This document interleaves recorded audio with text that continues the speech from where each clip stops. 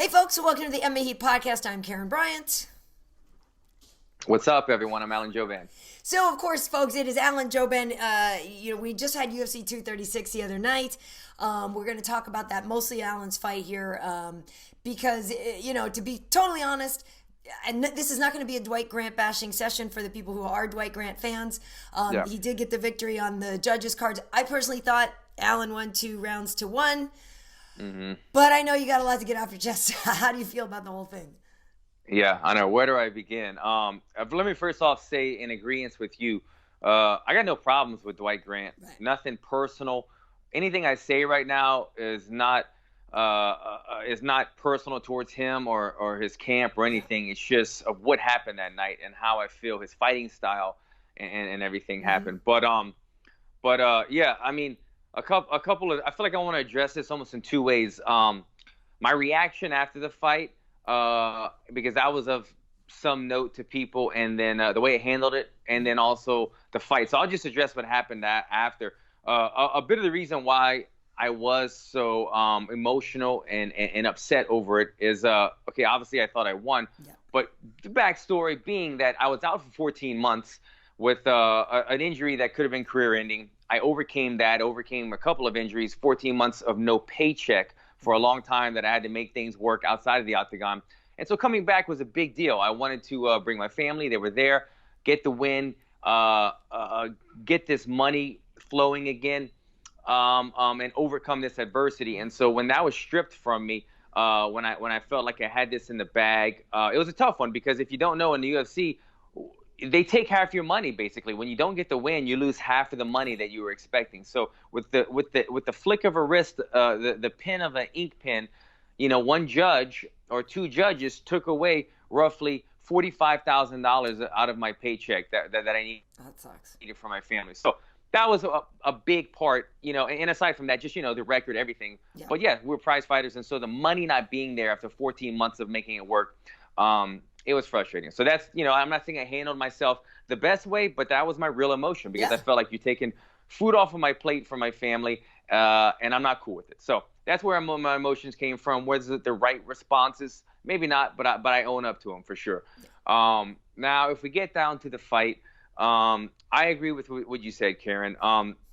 During the fight, I honestly thought that I had every round in the bag. Okay. When I look at the fight again, I could see where you could give him the first round, but I could see where you got to give me the second and third rounds. This fight, I don't think is a fight that you can really score by the numbers, because of the momentum of the fight. It was kind of more of an overall feeling, I thought, for those rounds. Overall feeling of the fight, 100%, because he was backing up, and even the shots that he landed, they never hurt me. Like, I never was stumbled. I never took a step backwards the whole fight. And even his best shot that jolted my head, it jolted my head. You look at a picture of it, I'm like this. Then right after it, I look back down and I continue chasing him. So it's almost like you have to look at damage as like, what is the residual damage? Am I cut open? Am I knocked down? Am I hurt? Did he pounce on me? None of which happened. So I give him credit for scoring a strike, but it did no residual damage in me still having to pursue him. But if we want to look at the numbers, I still outstruck him the second and the third round. So we're going to look at the numbers. Let's play by the numbers. I outstruck him the second and third round, so I win those rounds. But the entire 15 minutes of the fight, I had to chase him. And as I told you before we went live on this, Karyn, you know this. I'm a counter striker. Yep. I like for people to come in, swing wildly. I do my thing. I slide in, slide out, and I tag them. Right away, it was evident that he wanted no part of the fight. He wanted to just coast. He wanted to backpedal and only look to counter. Mm-hmm. And so I had to play the part of the attacker, the person putting themselves in danger, not playing my game. But I did so because I know the bigger picture is we need to win. We need to fight smart, but we're on pay-per-view on the main card. We need to entertain. Yep. And he doesn't understand that level of fighting yet, that Dana White gave you a big opportunity, and now you just squandered it right now by putting on a fight where people were booing the entire time. And it was driving me nuts because I could hear him booing, and I'm like, and I'm trying to go in, but there was like a 7-foot gap between me and him. He had really good, footwork. And he was keeping such long range that even he was out of range. I had to jump 3 feet to get into striking range of his. Mm-hmm. And then he would try to counter me. And so that's where I was getting touched now and then because I was diving in the range, trying to close that distance. So with that said, he landed a couple strikes. Speaking to some of the guys from the UFC, I spoke to Dana White's assistant and some others, and they kind of told me, look, I don't want to say where people thought the fight went, but I feel like a lot of people agreed with what I'm saying. But a lot of people said, look, it was close to judge because there was so much inactivity in the fight. And maybe the judges only remember some of the sparks, which were some of the times that he hit you. And I said, I get that. I understand that. But that's where I want to speak about the residual damage, that even the little shots that he landed didn't do a lot to deter me from still tracking him down. And it didn't hurt me. But at the end of the day, it's a shame that me having to play the game of the aggressor when that's not my game, because he wasn't willing to play it, or he wasn't willing to at least to the tango, to the dance. Like, we can go back and forth, but there was none of it. I had to chase him. I outstruck him the second and third. I took him down twice. The last round, I know I would have finished him. I was in berserko mode. I was going to go 100 nonstop strikes until I knocked him unconscious, the bell ring. But I thought I had it in the bag. I really thought that it was 3 rounds to 0. And then when I heard the scorecards, 1 30-27 to me, 2 29-28 for him, it really caught me off guard. It blindsided me. I didn't expect that at all. And that's where the reactions came from that I told you about. It was just the months and months and months of recovery and not having a paycheck and having it stripped from me.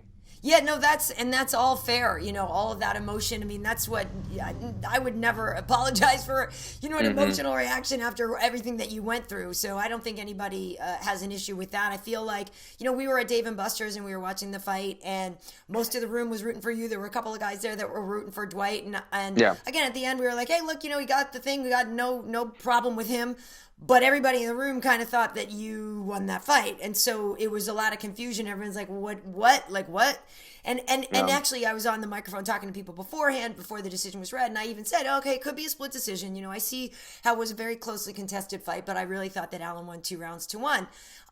And so when it was read that way and everybody was like, wait, what the hell? I didn't quite understand it. I do think, you know, I will say, you know, in the first round, you know, it's, you give us heart attacks in the first round sometimes. You will get clipped, you know, and there were a couple of shots in the first round that looked kind of heavy from Dwight. And I was like, okay, that was a significant strike. You know what I mean? I'll give you that. I never really thought you were in danger, but since it has been a long layoff, you know, you start to wonder, you know, how's the chin? And since you had a neck injury, it's like, how's the chin in the neck situation? You know what I mean? I thought that makes you kind of stress out a little. The fact that you weathered the storm in the first round, fine. I was like, okay, cool. Now it's game time. Like, if we can get that first round out of the way, where in the past sometimes you know, it's happened where you know, it's not always your best round, but I was like, okay, cool. We're good to go now. It's rounds 2 and 3. You're turning it up. You're landing more shots. I also thought that, I know that it comes down the line in terms of what they're judging, but when I looked at it, it looked like you were controlling it, octagon control, because like you said, you were hunting much more, and I thought that Dwight was retreating more. And, you know, it's hard to win backing up unless you're, you know, I forget who it is that threw that clip the other day and you know, backing up or whatever, but like, it doesn't happen that often. Usually if you're the one backing up, you're not winning. Which is really just not how I see it. So, you know, it was a smart fight, I guess, from him. But to your point about the opportunity, I mean, you know, Dwight is a younger fighter, you know, fewer fights on his record, and I'm sure you're a big feather in his cap. But that is a lesson to be learned, that you're on this fight card for a reason. And, you know, not to throw caution to the wind. Sure, you want to still fight smart, but yeah, you gotta engage a little bit more. I don't want to be the bare knuckle guy coming out taking half your purse. But you gotta engage. Yeah, no, you have to engage. You have to make it exciting. And I was willing to go in there, and if he would have pointed in the middle of the octagon, I would have said, let's do this shit, man. Like, I'll take that gamble, I'll take that risk, because I knew, man, we're on pay-per-view, buddy. We're here to go. And you can't only make it like he was staying in his high percentages. I'm going to backpedal, and only look to counter when Allen really, really, really jumps into position. And that's the game that he played, and it was frustrating. You know, I look at this fight, like I said, I don't think it should be scored by the numbers, because I walked forward and had to chase him for 15 minutes. I think that's the relevant thing. But again, by the numbers, I still won. But when you look at this fight, you look at it in terms of almost like a football game. And you talk about time of possession. In time of possession, I had the ball for 55 minutes of a 1 hour game. I had the ball the entire time. Right. And he had a couple big plays. He had a couple big plays where he'd get an interception and run it 30 yards down the field, and then I tackled him. And that's what he remembered, or that's what some of the judges remembered. Yeah. That big play, but that did not score, did not finish. And then I would get the ball again and continue grinding it down the field, running it down the field, and then chip shotting it into the field goal again and again and again. And the time of possession, the amount of time that I walked him down, the amount of times that I had to put myself in danger, and he played it safe, and I still outstruck him with the takedowns and almost a finish at the end. I just felt like it was in the bag. I told him and his team, like, and that's another thing I want to talk to. Who was the guy in his corner, the big guy, the heavyweight? It was the guy that just he beat Mark Hunt. Oh, he's an AKA. Was it Big Pretty? Exactly, the guy with Justin the beard. Willis. Justin Willis. So got no problem with him, but Justin Willis was in his corner, and Justin Willis is very vocal, and I could hear everything in this fight. I felt like I was aware of where my son, Dana White, and Justin, and so he was very vocal, and they sounded so desperate to me because they knew they were losing it, because they were saying the most. It was very off. The cornering was like, he's that pretty boy's scared. He's about to quit. Oh my God, he doesn't want any. He's walking backwards, or. He could see the fear in his eyes, and I was laughing. Like, I'm not a vocal guy during fighting, but I was about to say, big boy, you way off, dog, you way off. But, like, I wanted to play the game, but I didn't want to get too out of my element. I'm not a big talker. So it felt desperate. It felt like they're trying to spark something in their fighter that's not there by telling them Allen's about to fold, or he's on wobbly legs. And I was like, bro, I could dance this party for another 25 minutes if we need. And so that the coaching coming out of the corner to me said desperation. We're trying to provoke an emotion because he needs it in their fighter. The style in which I saw in Grant's eyes and his body language was, I don't want to be in a fight with Alan Jouban. I'm just going to play the safe numbers. And then a reaction at the end of the fight where they were shocked to death.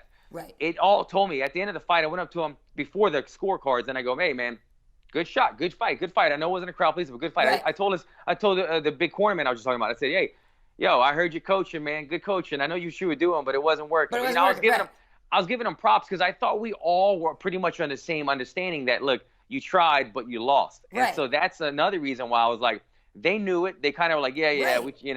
And then when the scorecards came out, I lost my shit. I'll say it. I lost my shit. So it was one of those. It's just really frustrating because, unfortunately, you're not the first person to get a bad decision. You won't be the last person to get a bad decision. Yeah. And it is really frustrating because I know what you mean. Like, you would have rather, even if you got knocked the hell out, like, at least if it was some fight that people remember, oh my God, that was sick. I mean, that day you were the nail. Next time you're going to be the hammer, but holy crap, bro. Like, at least you probably felt like you have a greater release after all this time, too. Like, you kind of feel 100%. Like I didn't even get to fight yet. Like, I got to imagine that's frustrating. You never want to get knocked out, but I had some people, and I'm not getting into all the people that were hating or whatever. I'm not getting into that. But people were saying, like, handle yourself like Max Holloway did. And first of all, Max Holloway is an amazing individual and fighter. We'll get into him. He's amazing. So, but if I would have went to war with Dwight Howard and left everything I had inside of that octagon, you would have not have heard me complain. But there wasn't that. I didn't have a dance partner. I didn't have somebody with an understanding of the caliber of the opportunity that we were given. I didn't have anybody that understood that you have to engage in this sport, because Dana White left after the fight. I was talking to Dana as soon as before the scorecards were read, and I said, dude, I'm sorry. I tried. He wanted to backpedal. He wanted to only counter strike. I tried to get in, but I didn't want to get myself knocked out because he was only given, he gave me a small window, and then I fell for it. So I said, I'm sorry, man. I had to take this win this way before the scorecards.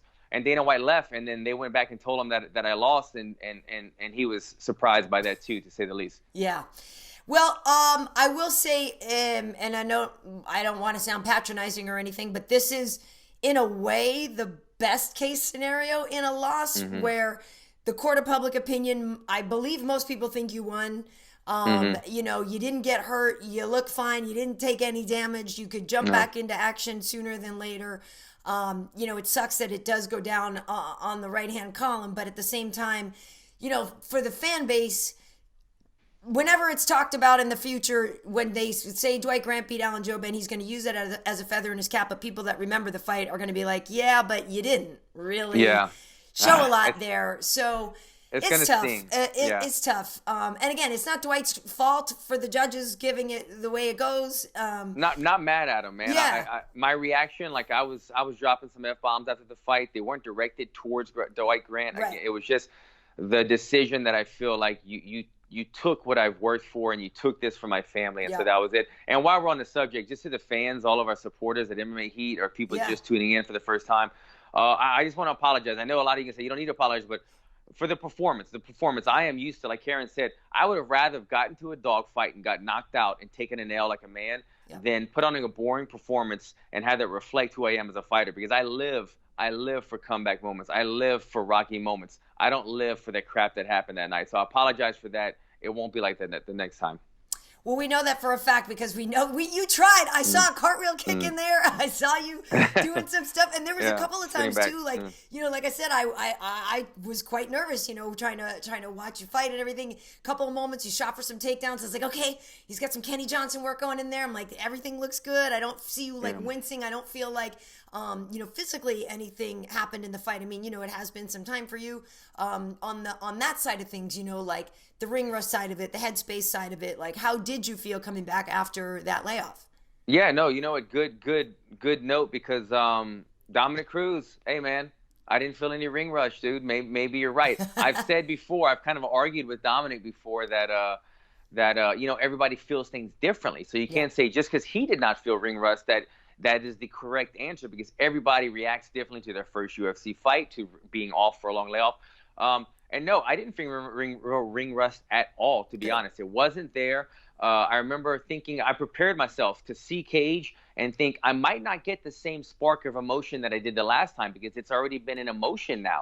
Now it's the second time. So I prepared myself. And it wasn't quite as much. It was still strong, though. I remember I kept looking at him and finding him. Yeah. Before I walked out, I had he wrote me a letter and drew a picture. And literally, as I was walking to the tunnel before they opened the curtains, I looked at it, and it almost brought me to tears. And I felt the fire there. So it was almost like reading the book rather than seeing it on TV was more of a deeper impact, because the letter really had that fired up. When I saw him in the crowd, I go, okay, I've been seeing Cage has been here since Friday. He's at my second fight now. I know what's going on. Let's rock and roll. Let's do this thing. But, no ring rust at all. I think it was just if I can go back and do it again, maybe I would have put myself in harm's way a little bit more, not knowing that, because I thought I had it in the bag. So it's kind of like, all right, I'm up 3 rounds, or at least 2.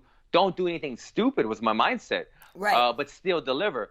But if I'd have known that 2 of the judges had me down, I would have gone all out berserk and just said, screw it, I got to go for the knockout. Right. But I didn't know that.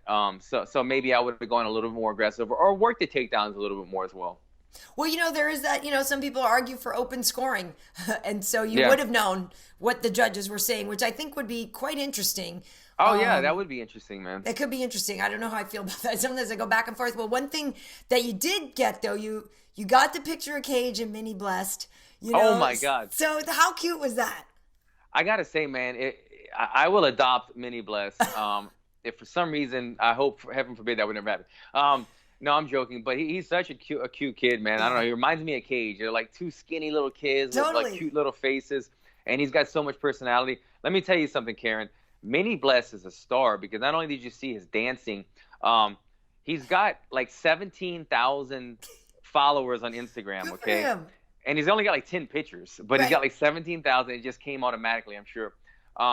So all the fight pics that my fans usually appreciate, show a 6-pack, show some aggression, that kind of stuff. That's what gets the most likes. I know my audience. They like MMA stuff. They don't like my modeling stuff. They don't like this and that. Right.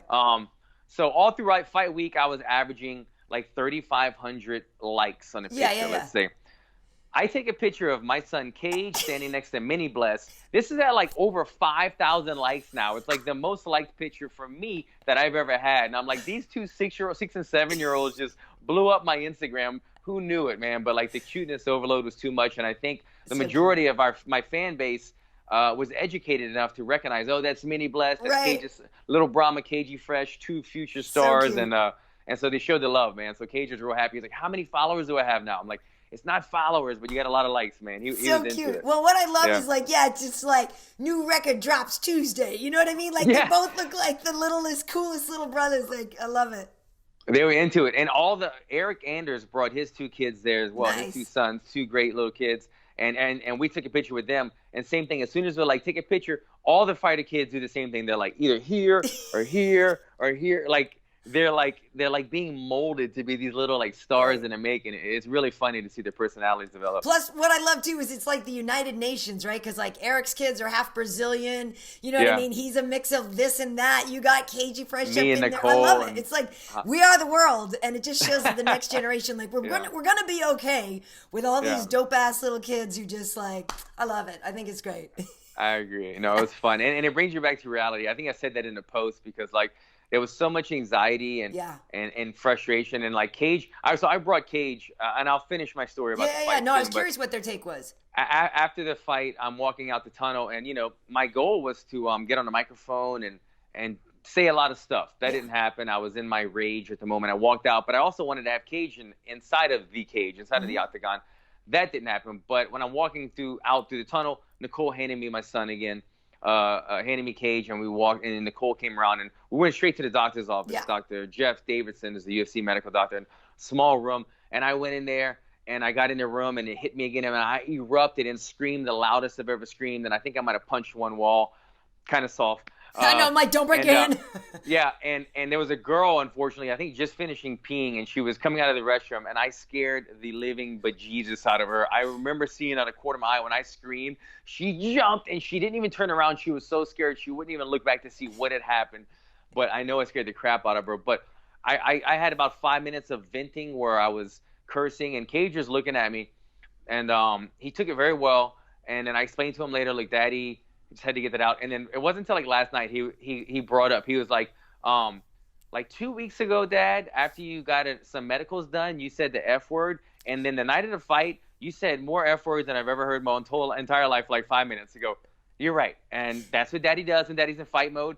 I'm in daddy mode again. Right. No more cursing. Okay, so he kind of knows the 2 sides of me, but it was kind of a funny moment when I scared the crap out of this girl, and to see my son hear me talk the way he's never heard me talk before. Right. Well, that is something, I mean, because I saw that, a very similar thing, where was I a few weeks ago when Michael Johnson lost his fight, and I passed him in the hallway, and he's like just cursing up a blue streak, you know what I mean, walking down just pissed off, and I'm like, Mike, it was a good fight, and he's F words and F words and F words. You're like, I get it. I know it's like you guys don't really want to hear us say anything. I know we can't really help with you in that situation, but the good thing is, like I said, you didn't get hurt, and I would imagine, if you tell Sean and Mick, like, look, somebody drops out, put me back in, coach, that kind of thing, like it's nice to be back, in everybody, on everybody's radar, and to be ready to go, like, so stay ready, right? I agree. I went to Sports Rehab LA, who does my recovery stuff, and I'm just kind of getting the swelling out of the normal places. Another good thing, I didn't even want to think about this until after the fight, but I had this movie, H.E.A.T, that I'm shooting in Budapest starting next week. So I'm able to go healthy, heaven forbid, nothing's messed up, but I think I'm good to go. So I can go there healthy, shoot this movie, check that off of the list, just one more thing to kind of get off of my plate, come back, and hopefully it kind of takes my mind off of things, come back, refocus, re-energize again. And I plan on staying in shape because I'm shooting a movie anyway, staying lean. And I think I would like to come back and try to get a quick turnaround. We just got to see, what's available out there. And just as a reminder, you're playing a boxer in this movie, just in case people haven't heard about it. Yeah, playing a real fighter, a guy named Roland Lastarza from the 50s, 60s, from the Bronx. We resemble each other pretty good. He's about 6 feet tall, 190, same as me. Dark hair, dark features, and he's a real boxer, fighting a guy named H.E.A.T. So it's a great opportunity, great movie. I can go and focus on that kind of creative part of fighting or filmmaking, and then come back and get back into fight mode. Very cool, very cool. Now, I am curious, too, because, obviously when you are fighting, it's kind of hard to take in the events of the evening. But obviously, you saw that there were two incredible title fights. Lafayette, Yeah. stand up. You know, your boy Dustin got it done in the Amazing. main event. It was absolutely incredible. Kelvin and Israel had a phenomenal fight for the co-main event too. Israel Yeah. obviously victorious in that one. They were both incredible fights. I will say for the main event, round 3, you know, because we were up at Dave and Buster's, we were working the room and stuff. So the round 3, I didn't really get to see as much. But that whole fight, just the way they went for it, just neither guy. I mean, we kind of knew that anyway, I thought, with Max and Dustin. Yeah. I thought it was a close fight. Like I said, the round 3, I'm not exactly sure who won that one, you know. But by the end, when I was sitting there, I was like, wow, this is really like, this is close. This is close. But then, you know, it did seem like Dustin had won it. But what a great fight. So I'm just curious for you, like, were you watching either of those? Were you able to take any of that in? Yeah, I wasn't able to go round for round because so much was going on, Yeah. and I was kind of in and out of the green room with Cage the whole time. He wouldn't leave my side, and then kind of going in and out of the arena. But they wouldn't let us go and watch the fight in the arena. I was kind of in a tunnel watching the Jumbotron. Right. But the two things that I took from the main event was you know, the toughness and the heart that Poirier showed in that fight, and then B, from Max Holloway's side, the chin. I could not believe how well Max's chin held up because Dustin is the bigger heart. I would say the more of the power striker, where Max has pop, but not so much a power striker. But he's got pop in quantity, so the And pop volume, in quantity exactly, yeah. and volume. It adds up. But Dustin would hit him with power shots, and Max would just kind of lick the blood and come back into the fight. When Max would pop Dustin almost seemed like he had to kind of guard up more. Yeah. He was tough, but it affected him a little bit. He just kind of had to let me get out of this danger zone. I don't want to be here. Where Max Holloway would almost take it and say, you know what, I'm going to live in this danger zone even though I'm rocked at the moment. But it really shocked me how well of a chin, because Dustin Poirier has put down so many fighters with one of those shots. Yeah. And he delivered 150 of the exact same shot to Max Holloway throughout the entirety of the fight. Max was able to weather the storm. And then in the middleweight fight with Adesanya and Gastelum, tremendous fight, tremendous heart on both guys. And although Israel was already kind of a star in the making, I feel like the thing that we took away from 236 is he has solidified himself as a star 100% now at Adesanya, especially with his record 17-0. He's a champion. He's the second Nigerian guy to wear a belt. And then Dustin Poirier finally getting his recognition as a star. He's always been Dustin was he's a good fighter. He's a tough fighter, but we're not quite going to push him 100% because he doesn't really talk the talk like Conor McGregor, or he doesn't really this or that. Yeah. But now they say, look, we accept Dustin for who he is. He's this Lafayette boy that comes and brings it every freaking time, and he's got something special. He's got something next level when it comes to heart and grit and fighting. And he's a star now. I mean, he kind of called his shot. He said, this is going to be a fight of the year. Yeah. I'm willing to leave a piece of me in the octagon. And both of those things probably happened that night. Yeah, I think to your point about Dustin, he's been a fighter that fighters really respect, and a lot of the fan base really respects. But he hasn't been pushed a lot. He doesn't talk a lot, so he's been kind of quiet about. He's just been kind of letting his fists do the work more. You know what I mean? But when it comes time to hold out for the right fight or this or that, he's done that, which has been great. And for him to be able to beat Max twice is amazing. Obviously, the last one was a long time ago. To beat Max now, the man that Max is now, is just an incredible victory for Dustin. And, I think it would be fun. I hope, I don't know why either of those fights winners wouldn't just be next for unification. I know, obviously sometimes weird things happen, but I don't understand why it wouldn't. That said, it totally sucks for Tony Ferguson, who I freaking love. And it seems like, I know he got cleared and everything seems to be okay with him, but at this point it has to be Dustin versus Khabib, and I guess Tony will just have to wait, for that winner or something. I think it would be outrageous to not have Dustin and Khabib fight and unify now. Yeah, I mean, when it just comes to whoever it is, unification is what needs to happen first, and so I agree. Right. The one thing that kind of threw me off, maybe you can help clarify this for me. I saw a tweet by Conor McGregor kind of praising Poirier and Holloway for the fight, but then it seemed like he was insinuating Great job, Dustin. Now what's next for you is the Nate fight that was already scheduled. Did I read that correctly? Did you see that? Yeah, I don't know, because I know Conor was tweeting a lot during the night and stuff like that. So I don't exactly know what was happening. I mean, what Conor says doesn't really matter that Right. much. You know, people pay attention to it, but it's not like it's going to insinuate what's next. I think the UFC feels that unifying the belt is the next thing, but it was just surprising to me that Conor was making it seem like, okay, that Nate fight should be the next thing to happen. I think it could just be Conor also lobbying that he wants the rematch with Khabib or something. I'm not sure, but like I said, and if I'm wrong by the way I understood it, then I apologize. But I thought that's what he was insinuating, so I didn't know if you saw that as well. Yeah, I mean, he is, because he's been talking about the broken foot he had in the fight with Khabib, and there has been a lot more where Conor seems to be campaigning for that rematch. I agree with you on that.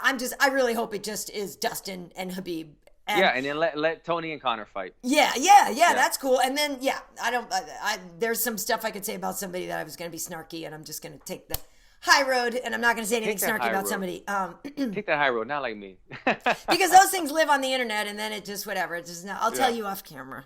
Okay, sounds good. But anyway, the other fight though, but Israel Adesanya, to your point about him being a star, he is a superstar. I already thought that before this fight. I've mentioned it a few times. Like whenever you get to speak with him on the microphone, when you're interviewing him, he's got so much charm, so much charisma, and obviously the fight skills to back it up. Kelvin had him in trouble a couple times. People talk about Kelvin shooting for that takedown that he might just hate that moment for the rest of his life. But yes. I mean, but just regardless of what mistake or you woulda, coulda, shoulda, that fight was ridiculously good. Each guy had their moments. I thought there was a moment for the first round and a half of the second round. I was like, Kelvin's got this. I was like, Kelvin is the champ. Kelvin's gonna turn it up. Kelvin's gonna this. Kelvin's gonna that. And then literally as I was saying it, something happened. Israel landed some things. I was like, oh no, momentum shift. I was like, the plot thickens, and so we're there. And then it's Israel, and then it was so good. I don't know how you could be mad at either of those guys. Both of them are fantastic champion choices. You know what I mean? There's not one of them that's a jerk or a this or a that. What a run from Israel. I love it. I guess now they're arguing about where the fight would be, because it is interesting with Robert Whittaker being based in Australia, being New Zealand born, but based in Australia, Adesanya living in New Zealand. Where will that fight be? Who will the crowd be rooting for? To me, that's a very interesting story. I actually am really excited to see Israel and Robert. And again, that one, it seems like a total no-brainer. Who else? Why would there be anybody else in there, to fight instead? Yeah. So I'm excited to see what becomes of them. But big ups to Kelvin for a hell of a fight. But congrats to Israel. That was awesome. Yeah, I'm not trying to sound petty either, but it takes two to tango. And both guys in the co-main and main, they had that. Two guys that were not taking a step backwards. Yep. They were not backing down. They were willing to risk it all to go for gold, and that's why we had these amazing fights. So credit to the victors and the losers in that fight, because they made these potential fight of the years that happened. And I think the UFC did the right thing in awarding both fights the fight of the nights, as they did with the bonuses. Yeah. Absolutely. Yeah. Well, while you were in Atlanta, though, I noticed you went to a place that I got to know pretty well last year as I covered football. You went over to Mercedes-Benz Stadium, ran around where the Falcons play. Isn't that stadium ridiculous? I have never been to such a nice stadium, and it's in a time where talk about real estate, everybody's in the open floor plans and houses and big windows and light and airy feel. That's what the stadium is. I mean, the entire outside of the stadium is glass, so you could see inside and outside. You don't feel claustrophobic, and you never really miss the game because everything is open. You go to the beer concession stands, and you can still see the entire field. It's done so well, and it's so open and bright, and just everything is just nice and futuristic, and the open retractable roof, 360 screens. We got on the field, and I was like a kid in a candy store, man. It was like this beautiful synthetic grass that they had laid down for the soccer game. We were doing sprints. We were racing across the field, and we went up into the private, the owner's box, and we had a great time. They treated us really well. They opened us to come back with open arms anytime we wanted. It was a nice thing to get that private tour by them. Yeah, very cool. Well, so you imagine, so I did 2 games there. And so, so when I'm working the sideline and the thing is so majestic, you got all the people right there. Like you said, they were watching the fight. Watching the game. And it's fantastic. Impressive. I saw you. And it's funny because when you were running those sprints, I was like, don't pull a hammy. That's all I need is for you to we were thinking pull the up same lane. thing. Oh no. We thought about it. We did a little like 2-minute stretch just to make sure, but we had to get some in there. Very cool. Well, so listen, the fights were exciting, for the most part. Khalil Roundtree, a guy both of us know very well, Impressive, yeah. just put the hurt on Eric, and really was a great performance for Khalil. Nikita Krylov also was victorious on the main card there. So it was entertaining. I know that yours, it's gonna sting for a little bit, but again, like I said, it's kind of the best way to lose in a way, I suppose. Maybe that's what I think, but I don't know. Yeah, I mean, like you said, I look at the pros to it. I'm uninjured. Yeah. I think a lot of people agree with my feelings towards it. Especially the people that matter. There's a lot of haters out there, but the fighters and the UFC kind of echoed how I was feeling, so that made me feel a little bit better. Like I said, I'm home with my family, back to reality, and I know that I've got them, and so that took a lot of the stress away, and I'm going to go focus on my movie, come back, and get re-energized. And that's what guys do, man, and I don't mean to sound like whatever or sound cliche, but like, you fall down, you take a loss, you go through it, you get back up, you keep going, and that's what facing adversity is. And when you experience these emotions, I remember during fight week I was saying these emotions, these nerves, these fear, this anxiety, it's tough, but I miss it, because when you don't have it, you don't feel alive. And feeling alive during fight week was something that I'd missed, and so I miss these feelings, and I miss coming back from adversity. So I'll do it again. I'll be back in there. Absolutely. Well, tomorrow night I am taking off for Russia. I'm excited. UFC St. Petersburg. I need to start practicing some of these names now. There's a lot of Ovs and Fiavs and this and that. And a lot of V's and Z's in there. A lot of V's and T's and G's and stuff. Yeah, so, of course, Alistair Overeem is the main event. He's going to be fighting Oleinik because Volkov had to pull off, which is unfortunate. But Oleinik is actually very dangerous, too, and that's going to be an interesting fight. I really am a big Alistair fan. I like watching the Reem fight. I've covered a lot of his fights in person. He's also half Jamaican, too, so there's a part of me that's like, all right, Reem, all right, I see you. But it's going to be fun. It's a long ass trip, and I'm not going to have a ton of time. I'm going to have like one day and then a couple of mornings where I can run around and try to do some stuff. But the air times for it's an ESPN Plus show. It's going to air early for us here on the West Coast. But it's like a prelims, I think, or the main card I think starts at 1 p.m. Pacific. 1 p.m. East Coast, 10 a.m. Pacific. So early morning on Saturday for watching those fights. And then after that, going down to Florida and stuff. But so when do you leave for the movie? I think I leave sometime mid next week or so. Okay, cool. I'll be there for a week, maybe 2 weeks. I got to check my dates, but it's a little bit of a trip. But I heard Budapest is actually a beautiful place, and so I'm gonna make the most of it while I'm there. Very cool. And so, folks, if you notice the number on this one, it's 199.5 on the podcast. So, because the other night when I was out at Dave & Buster's, I did a reaction right after, and so we called that one 199. For H.E.A.T podcast number 200, we need to make that a big deal. So we need to be in person together. So that's why this is 199.5. 0.5. The 200, we're going to be making it rain. We're going to be popping bottles. We're going to be having a little pinky up. Exactly. So join us on the next one. So until then, Alan, where can people find you on social media? At Alan Jouban across the board. Check me out on YouTube as well, guys. All right. And you also have Unguarded. You'll be doing those. Unguarded, there's a playlist on YouTube. I usually put those out. I might do one. I don't know. We kind of covered everything here. Covered a lot. But I'll do one. If not this weekend, I'll do one for the fights next weekend. Yeah, very cool. And then for me, it's Karyn Bryant, Karyn Bryant, on a lot of platforms, YouTube, Twitter, Facebook, all that. We also have MMA Heat across all the platforms. But on Instagram, I am KB Heat because some chick had Karyn Bryant already. Like, what are you doing, ladies? So take him. Damn. All right, folks. Thanks for tuning in, and you can always find the audio downloads at mma.audio. Thank you. See you next time. Absolutely. Thanks for tuning in, guys. Take care.